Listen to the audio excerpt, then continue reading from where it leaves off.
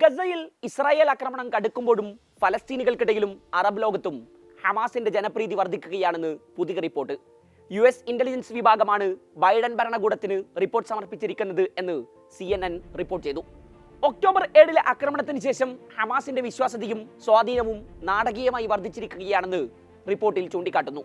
ഗസക്കും west ബാങ്കിനും പുറമെ Jordan ഉൾപ്പെടെയുള്ള പശ്ചിമേഷ്യൻ രാജ്യങ്ങളിലും ഹമാസിനുള്ള പിന്തുണ ശക്തമായിരിക്കുകയാണെന്ന് US ഇന്റലിജൻസ് പറയുന്നു.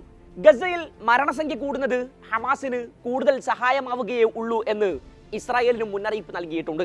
ഫലസ്തീനികളുടെ ആവശ്യങ്ങൾക്ക് വേണ്ടി പോരാടുകയും ഇസ്രായേലിനെതിരെ ഫലപ്രദമായ പ്രതിരോധം ഒരുക്കുകയും ചെയ്യുന്ന ഏക ശക്തി എന്ന തരത്തിലുള്ള അനുകൂലമായ വികാരം അറബ് മുസ്ലിം ലോകത്തെല്ലാം രൂപപ്പെടുത്തിയെടുക്കാൻ ഹമാസിനായെന്ന് US ഇന്റലിജൻസ് ചൂണ്ടിക്കാട്ടുന്നു. ഇസ്രായേൽ തടവറകളിൽ കഴിഞ്ഞിരുന്ന നൂറുകണക്കിന് ഫലസ്തീനികളെ മോചിപ്പിക്കാനായതിന്റെ ക്രെഡിറ്റും അവർക്ക് ലഭിച്ചു.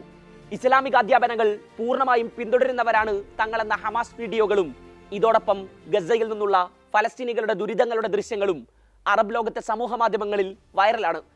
ഒക്ടോബർ 7 മുമ്പ് അത്ര ജനപ്രിയമായൊരു സംഘടനയായിരുന്നില്ല അവർ. ഇപ്പോഴവർ കൂടുതൽ ജനപ്രീതി ആർജിച്ചിരിക്കുകയാണെന്നും ഇന്റലിജൻസ് റിപ്പോർട്ട് ചൂണ്ടിക്കാട്ടുന്നു. ഇസ്രായേൽ ആക്രമണം ഗസയ്ക്ക് പുറത്തും ഹമാസിന് കൂടുതൽ കരുത്ത് നൽകുകയാണ് ചെയ്യുന്നതെന്ന് മുന്നറിയിപ്പിലുണ്ട്. നവംബർ ആദ്യവാരത്തിൽ നടന്ന ഒരു അഭിപ്രായ വോട്ടെടുപ്പിൽ ഒക്ടോബർ 7 ആക്രമണത്തിന് വെസ്റ്റ് ബാങ്കിലെല്ലാം വലിയ പിന്തുണയാണ് ലഭിച്ചത്.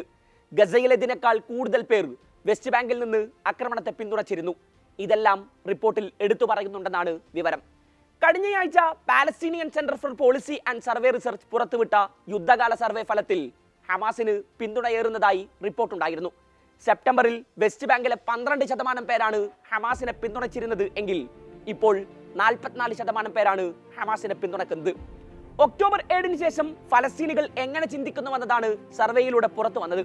3 മാസത്തിനുള്ളിൽ 38% വർധനയാണ് വെസ്റ്റ് ബാങ്കിൽ മാത്രം ഹമാസിനുള്ള പിന്തുണയിൽ ഉണ്ടായിരിക്കുന്നത്. വെസ്റ്റ് ബാങ്കിലെ 92% പേരും മഹ്മൂദ് അബ്ബാസ് രാജിവെക്കണമെന്ന് അഭിപ്രായപ്പെടുന്നവരാണ്. ഒക്ടോബർ ആക്രമണം ശരിയായ തീരുമാനമായിരുന്നുവെന്ന് ഗസയിലെ 57%വും വെസ്റ്റ് ബാങ്കിലെ 82%വും അഭിപ്രായപ്പെട്ടതായി സർവേയിൽ പറയുന്നു.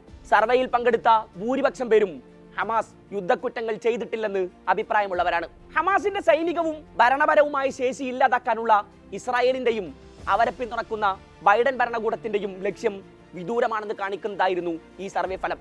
നിലവിൽ വെസ്റ്റ് ബാങ്ക് ഭരിക്കുന്ന ഫലസ്തീൻ അതോറിറ്റിയുടെ മഹ്മൂദ് അബ്ബാസിനെ ക്രമേണ ഗസയിലും ഭരണമേൽപ്പിക്കാനാണ് US പദ്ധതി. ഒരു രാഷ്ട്രമായി മാറുന്നതിന് മുന്നോടിയായി ഗസയും വെസ്റ്റ് ബാങ്കും ഒന്നിച്ചു ഭരിക്കാനും അബ്ബാസിനോട് US ആവശ്യപ്പെട്ടിരുന്നു.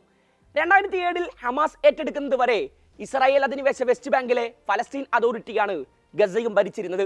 2006 ഹമാസ് ഭൂരിപക്ഷം നേടിയ ശേഷം ഫലസ്തീനിൽ തെരഞ്ഞെടുപ്പ് നടന്നിട്ടില്ല.